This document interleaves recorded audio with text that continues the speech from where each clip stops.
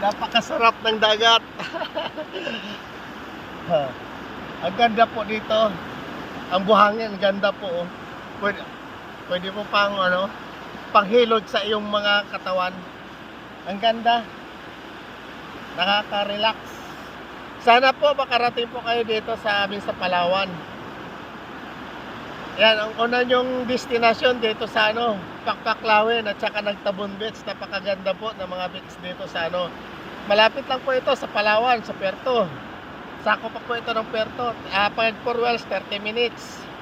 Pag motor, boating ka ng isang oras, depende sa iyong takbo ng motor. Guys, maraming salamat. Ligo po na ako. Bye-bye.